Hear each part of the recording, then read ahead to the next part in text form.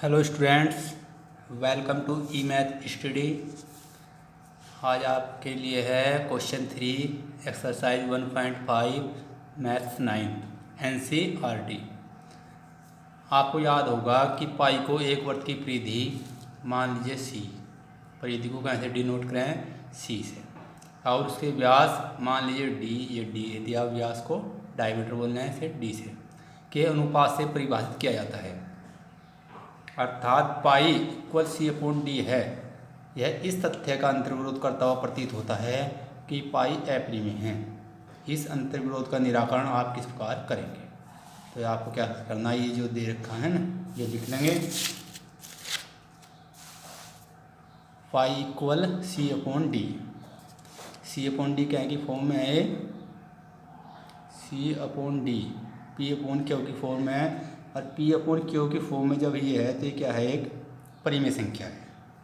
तो हम लिखेंगे यहाँ पे सी और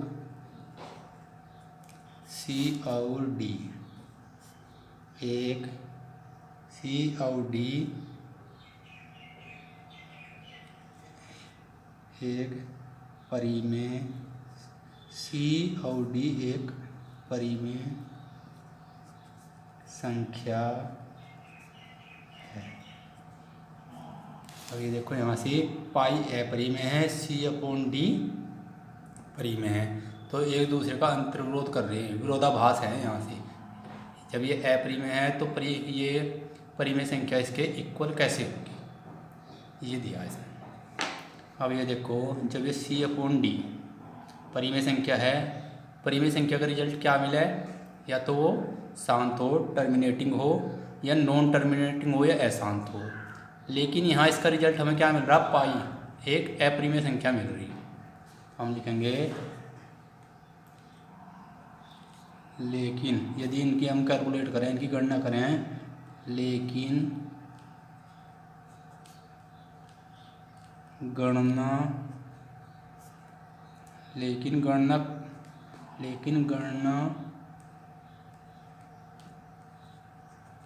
करने पर सी अपॉन डी हमें पाई देता है।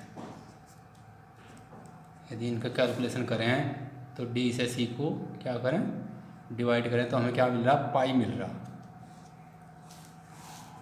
जबकि पाई एक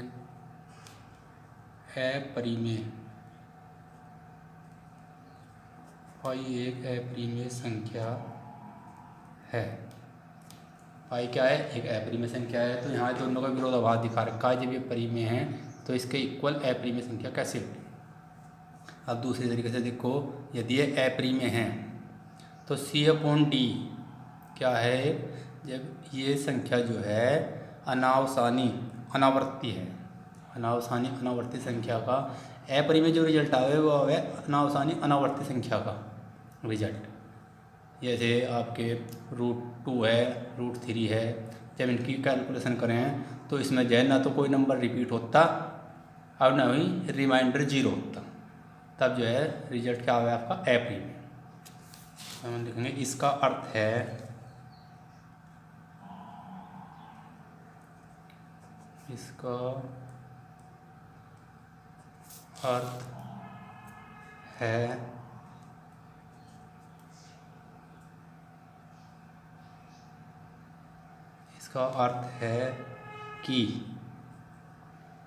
अर्थ है या तो देखो, जब इसका रिजल्ट हमें अपरिमेय मिल रहा है, इसका अर्थ ये हो गया या तो इसमें से सी अपरिमेय संख्या है या फिर डी अपरिमेय संख्या, या जो है ये दोनों क्या है, अपरिमेय संख्या हैं। इसका अर्थ है कि या तो सी या डी या फिर सी व डी दोनों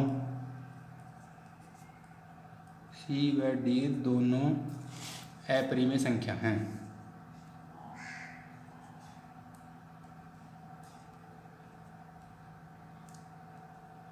अपरिमेय संख्या है।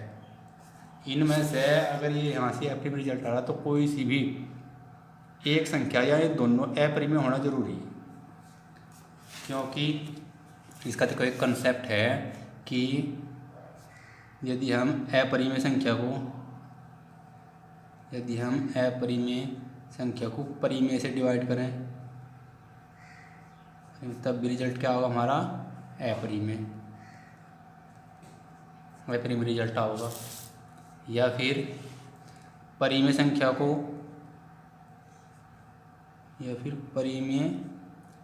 को अपरिमेय से डिवाइड करें तब भी रिजल्ट अपरिमेय हो।